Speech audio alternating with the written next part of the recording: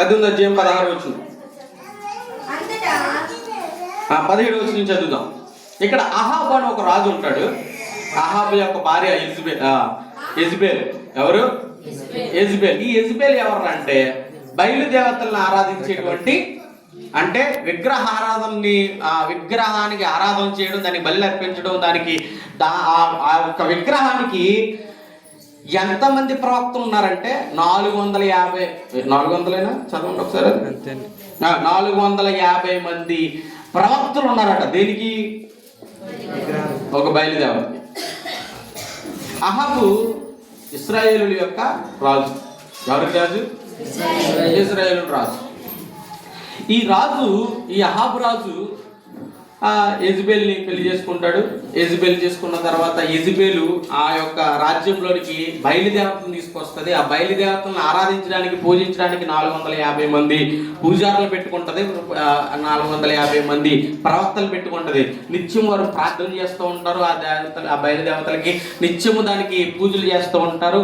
ఇలా జరుగుతున్న సమయంలో ఏలియాకి కోపం వచ్చేసింది. ఏమొచ్చింది? కోపం వచ్చేసింది. కోపం వచ్చి రాజు దగ్గరికి వెళ్ళి ధైర్యంగా మాట్లాడుతున్నాడు. 17వ వచనంలో చదవండి. అది అహాబు ఇశ్రాయేలు వారిని శ్రమ పెట్టువాడువు,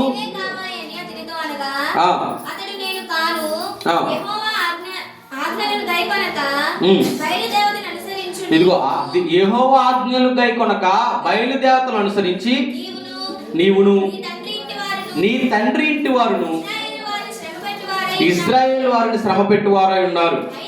అయితే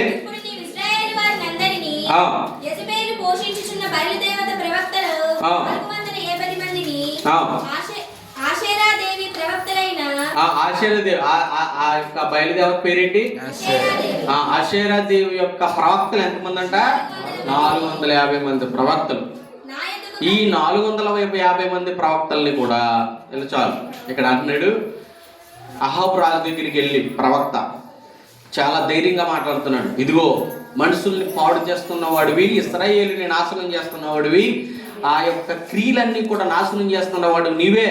నీ తండ్రి ఇంటి వారు, నీ వారిని ఇశ్రాయేలు యొక్క పరిస్థితులన్నింటిని కూడా మార్చేస్తున్నారు, మనుషుల్ని నాశనం చేసేస్తున్నారు అని చెప్పేసి ధైర్యంగా మాట్లాడి, ఇదిగో నేను ఒక పర్వతం దగ్గరికి వెళ్తున్నాను. పర్వతం పేరు ఏంటది చదవండి. కర్మేలు పర్వతం దగ్గరికి వెళ్తున్నాను. కర్మేలు పర్వతం దగ్గరికి ఆ 450 మంది ప్రవక్తలు కూడా నువ్వు తీసుకుని రా, నేను కూడా వస్తాను.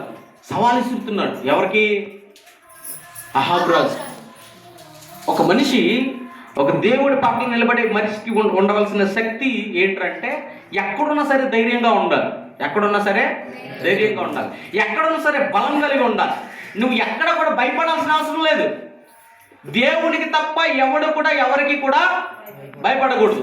నువ్వు దేవుని పక్షమున నిలబడిన వాడు అయితే దేవునికే భయపడు, ఇంకెవ్వరికి కూడా నువ్వు భయపడాల్సిన అవసరం లేదు.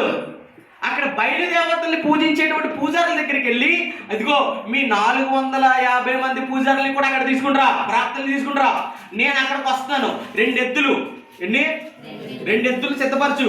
ఒక ఎద్దు నేను సిద్ధపరుస్తాను, ఒక ఎద్దు మీ ప్రాప్తం సిద్ధపరచమను. బలిపీఠం కట్టమని తర్వాత ఇదిగో ఎవరి దేవుడైతే ఆ బలిపీఠాన్ని ఎవరైతే అగ్ని రాల్చి దాన్ని వెలిగిస్తాడో ఆ దేవుడే నిజమైన దేవుడు. సవాల్ తీసుకురాడు అనమాట. వచ్చాడు రాజు, ఆజ్ఞాపించాడు. 450 మంది ప్రాప్తలు వచ్చారు. 450 మంది ప్రాప్తలు ఎదురుగుండా ఉన్నాడు. ఏలియా ఒక్కడు ఎదురుగుండా ఉన్నాడు. ఎంత ధైర్యం చెప్పండి. మనకంటే ఎక్కువ ఒక 4-5 ఉంటే మనకి ఏం కలుగుతుంది? భయం కలుగుతుంది మొదట. అయ్యో ఇది జరుగుతుందా, ఇది జరుగుతుందా. కానీ ఏలియాకి భయం లేదు.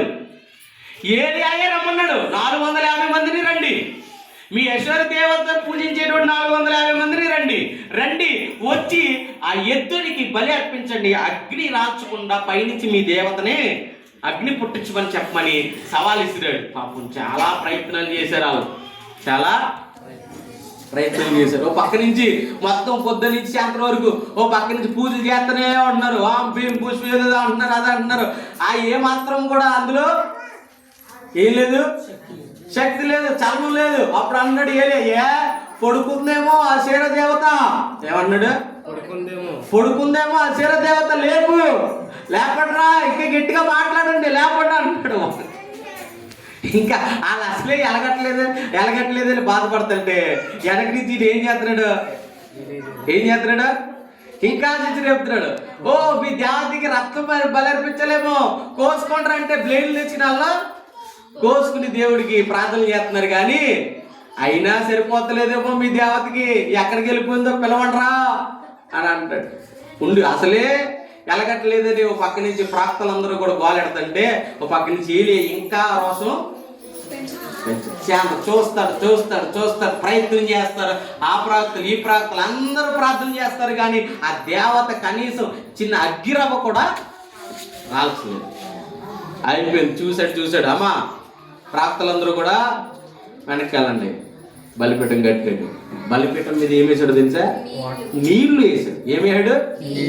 నీళ్లు వేసి కట్టెలు మొత్తం కూడా నీళ్లతో నింపేసి, ఇప్పుడు మామూలుగా తడి ఉంటే అంటుకుంటుంది, అగ్ని అంటుకూడదు అంటే నా దేవుడు ఎలాంటి వాడో చెప్పడం కొరకు ఆ బలిపీఠం మొత్తం నిండా నీళ్లు నింపేశాడు, నీళ్ళు వేసేసాడు. నీళ్ళు వేసేసిన తర్వాత యెహోవాకు ప్రార్థన చేయగా ఆకాశం నుండి అగ్గి అలా పడి ఏం చేసింది?